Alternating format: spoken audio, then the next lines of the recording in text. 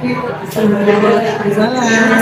si Amin dari kelas 10 di KP 1. Di sini kami mendapatkan tugas wawancara informatika tentang kurikulum merdeka di SMK Negeri 1 Brebes. Apakah Ibu berkenan untuk kami wawancarai?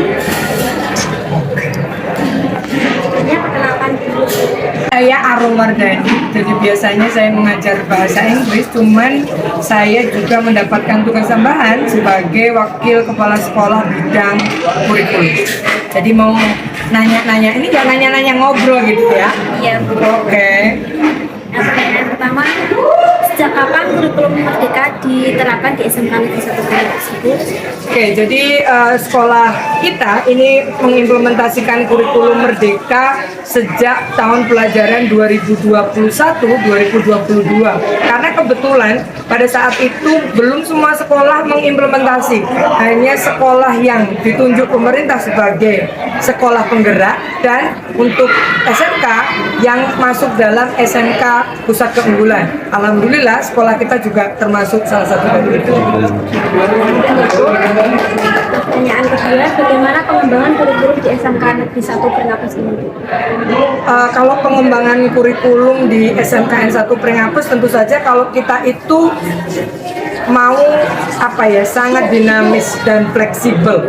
Jadi ketika kita mengembangkan kurikulum, kita melibatkan semua stakeholder yang ada di sekolah. Yang pertama adalah tentu saja dari masyarakat yang diwakili oleh komite sekolah, kemudian yang kedua dari unsur industri, yang ketiga dari unsur SMK Negeri 1 Prengapas, artinya ada guru, pendidik.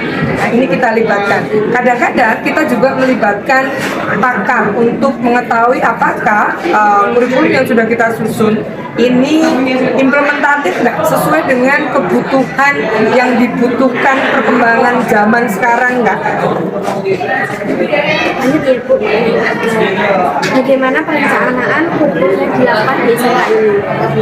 Perencanaan yang dilakukan di SMK Prengapas tentu saja mulainya adalah dengan membentuk tim pengembangan kurikulum dulu, yang isinya adalah ada dari unsur sekolah, kemudian ada dari unsur industri, ada unsur dari masyarakat. Setelah itu kita menyusun kurikulumnya berdasarkan salah satu acuan kita adalah tentu saja struktur kurikulumnya. Struktur kurikulumnya kita kaji, kemudian kita arahnya mau apa yang mau kita fokuskan.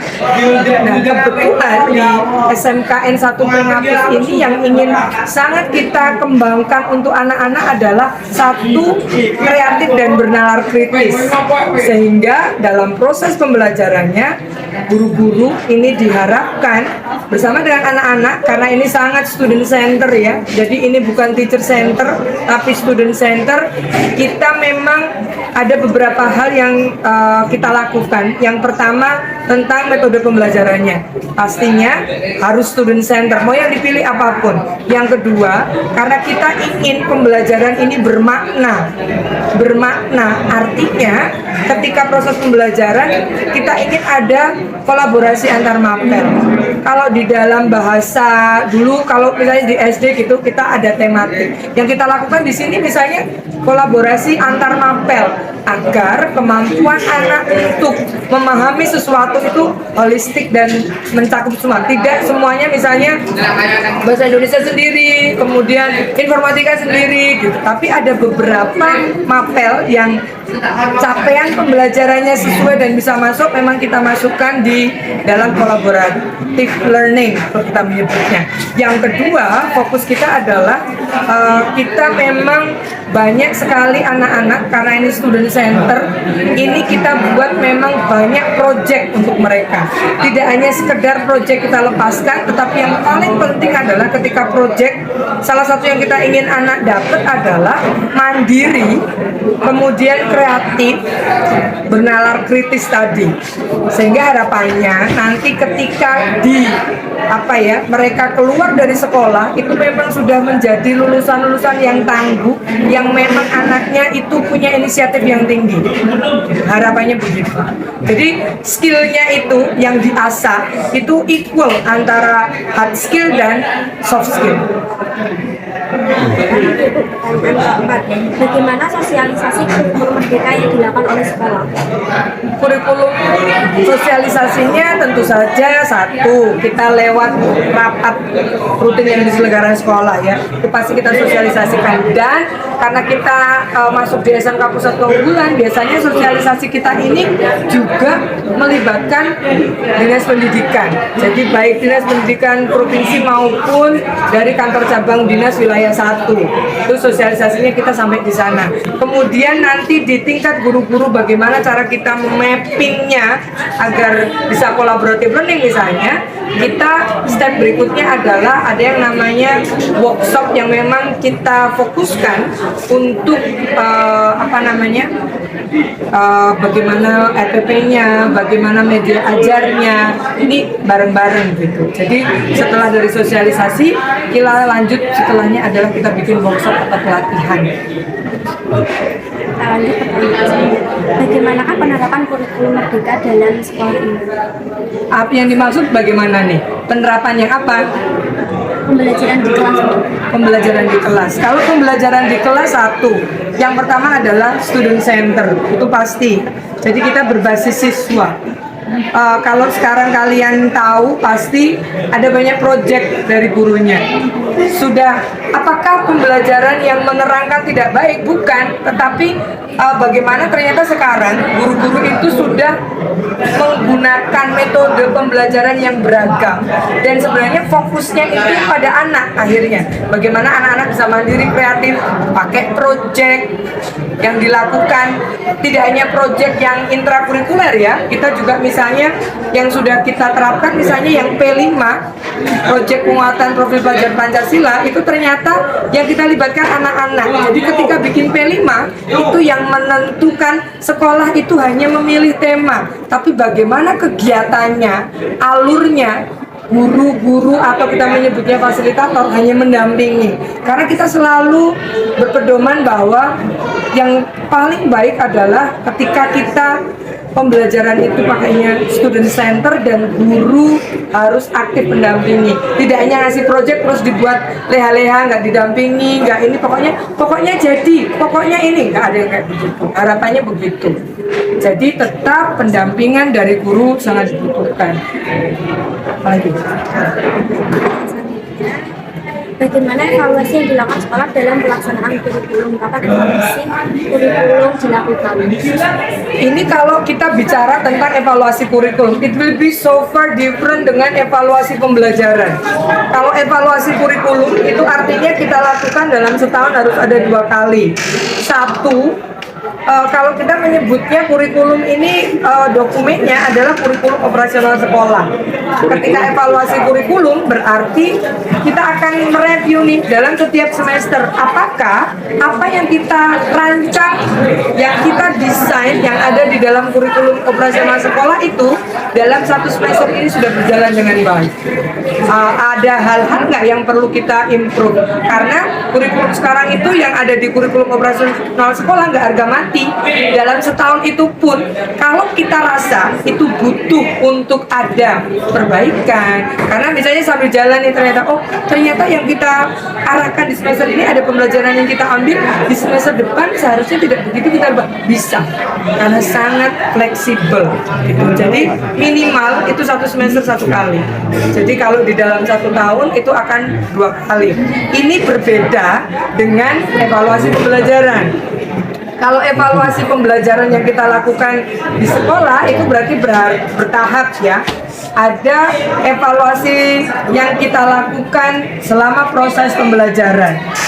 Kemudian ada yang kita lakukan ketika akhir dari masing-masing bisa tema, bisa capaian, bisa pakai formatif atau sumatif bisa. Dan kalau evaluasi pembelajaran kita sekarang sudah tidak hanya menggunakan tes tertulis kalau di sekolah ini. Jadi kita sudah selalu memberitahu kepada teman-teman guru bisa memilih jenis penilaian yang akan mereka lakukan. Jadi kalau anak-anak lihat ketika tes semester kemarin misalnya tidak semuanya pakai tes tulis, tidak semuanya pakai project, tidak semuanya pakai portfolio, tapi beraneka ragam disesuaikan dengan karakteristik dan kebutuhan masing-masing mata pelajaran. Yang dilakukan setelah evaluasi kurikulum tentu saja hasil dari evaluasi itu tergantung rekomendasinya apa, ya itu yang akan kita lakukan. Jadi ketika proses evaluasi itu berjalan, itu kan pasti akan ada hasil evaluasinya apa nih? 1, 2, 3. Kemudian follow up yang harus dilakukan apa nih? 1, 2, 3. Rekomendasinya apa? Ya, itu yang akan kita lakukan adalah melakukan hasil rekomendasi dari evaluasi. Adakah faktor-faktor yang mempengaruhi pelaksanaan kurikulum di sekolah, baik itu faktor penghambat maupun faktor pendukung? Oh, ya tentu saja ya, tidak semuanya berjalan mulus gitu. Faktor pendukung, karena saya suka yang positif duluan. Jadi faktor pendukungnya tentu saja adalah semangat semua warga SMKN 1 Prengapus untuk memang komitmen kita untuk menjalankan kurikulum ini. Itu nomor 1 tuh semangat gitu. Karena begitu gurunya bersemangat, peserta didiknya bersemangat, kayaknya semua hambatan itu akan pasti ada jalannya gitu. Jadi semangat itu yang menurut saya faktor nomor 1 pendukung. Yang nomor 2, sekarang itu kita sudah pada era di mana teknologi sudah sangat membantu kita. Apapun permasalahan kita itu ternyata bisa kita selesaikan dengan konsultasi kepada referensi yang kadang-kadang dulu mungkin tidak kita pakai. Dulu kita harus diskusi dengan kita, sekarang banyak referensi yang tersedia itu banyak. Jadi support teknologi itu luar biasa. Kemudian yang ketiga, faktor pendukung berikutnya adalah pemerintah itu dalam proses implementasi kurikulum Merdeka ini sudah sangat support dengan referensi yang lengkap. Contohnya panduan yang sangat mudah untuk dipahami, kemudian platform Merdeka Mengajar yang bisa diakses oleh semua guru, di mana semua guru kita bisa berbagi, mau media ajar, mau bagaimana best practice yang sudah dilakukan. Itu faktor-faktor pendukung sih yang menurut saya mempermudah. Kemudian yang terakhir faktor pendukungnya adalah ternyata bagaimana guru-guru bisa menekan egonya. Sekarang ini tidak guru matematika berjalan sendiri, guru bahasa Inggris berjalan sendiri, tapi mau bareng-bareng, mau berkolaborasi, sehingga ketika melaksanakan proyek, anak-anak itu tidak terlalu berat. Wah, A ngasih project, B ngasih project, C ngasih project, bisa meledos nanti. Kayak project. Nah, kemudian kalau faktor penghambatnya adalah selalu semua hal yang baru itu pasti membutuhkan pembelajaran yang lebih, kefokusan yang lebih, karena memang kalau bahasanya itu kan kita grabbing on the dark, terus geragap-geragap nih. Oh, ini mau saya gimana ini, mau gimana ini. Karena sekolah kita itu termasuk yang nomor 1, salah satu, bukan nomor 1 ya, salah satu yang memang sangat awal melaksanakan implementasi kurikulum Merdeka. Jadi kalau misalnya sekolah lain ini baru kelas 10 aja yang melakukan, kita kelas 11 harus sudah melakukan. Artinya kita memang geragap-geragapnya duluan. Nanti kalau kita sudah dapat, oh ternyata ini benturannya ada di sini, benturannya di sini, kan sekolah lain tinggal kita bagi ini ya, ternyata oh di Prengapus ternyata ketika di kelas 11 nih kurangnya ada di sini. Nanti tak akan terjadi lagi. Tapi karena kita yang salah satu yang awal, ya memang geragap-geragapnya lebih. Artinya harus tahan banteng untuk selalu mencoba dan mencoba. Kedua, karena kadang-kadang semua guru itu kan memaknainya bahwa semua capaian pembelajaran yang ada harus menggunakan project. Padahal kan tidak. Ada banyak sekali yang bisa dilakukan, sehingga kadang-kadang kalau tadi kalian bilang bisa jadi itu bisa meledos sirai bocah-bocah karena kakak project. Gitu. Jadi itu yang mulai terus kita inikan terus ya, kita minimalisir bagaimana agar kolaboratif learningnya ini kita bisa jalan. Ini ada? sendiri. Ada faktor-faktor yang mempengaruhi pelaksanaan kurikulum seperti itu. Pertanyaan terakhir, kan ada struktur kurikulum di setiap jurusan, KP, TO, dan TB. Nah, saya ulangi ya, bukan TB ya, busana. Ya, namanya busana, bukan TB. Oke, jadi jas busana. Jadi kita punya 3 program keahlian, namanya program keahlian. 1, teknik otomotif, yang kedua, desain komunikasi visual, dan yang ketiga, busana. Tidak tata busana ya. Itu tidak pakai kata ya, Bu? Tidak pakai tata busana. Kayak teman-teman kita dapat ya ilmu baru ya, ternyata bukan tata busana tapi hanya busana saja. Nah, struktur kurikulum dari DKV busana dan apa saja, Bu? Struktur kurikulumnya tentu saja kita baginya itu, ini akan jadi panjang ya, jadi nanti kalian boleh refer dan boleh dicek. Struktur kurikulumnya kalau mau dilihat 1 tahun secara umum berarti kita akan ada 2 bagian. Yang pertama adalah mapel kejuruan, yang kedua adalah mapel umum, atau kita balik ya, biasanya kan yang biasa kita ini kan mapel umum dulu kemudian mapel kejuruan. Secara umum nanti anak-anak dari kelas 10 sampai kelas 12 ketika implementasi kurikulum merdeka itu pasti akan mendapatkan 1, pendidikan agama, yang kedua pendidikan Pancasila, kemudian yang ketiga sejarah, kemudian yang keempat itu ada bahasa Inggris, kemudian ada bahasa Indonesia, kemudian ada, nanti kalau Barom ada yang terlewat boleh di ini kan ya, ada PJOK, kemudian ada namanya IPA terapan, kemudian yang sekarang kalian sedang lakukan tugasnya ada informatika, kemudian ada berbeda-beda ini di kelas 10 ada yang namanya dasar-dasar kejuruan, kemudian nanti ada yang namanya mapel konsentrasi kejuruan. Mapel konsentrasi kejuruan berarti akan kita sesuaikan dengan tergantung dari kalian program keahliannya apa. Kemudian yang berikutnya adalah ada mapel kewirausahaan PKK. Nah, kemudian ada mapel berikutnya adalah mapel pilihan.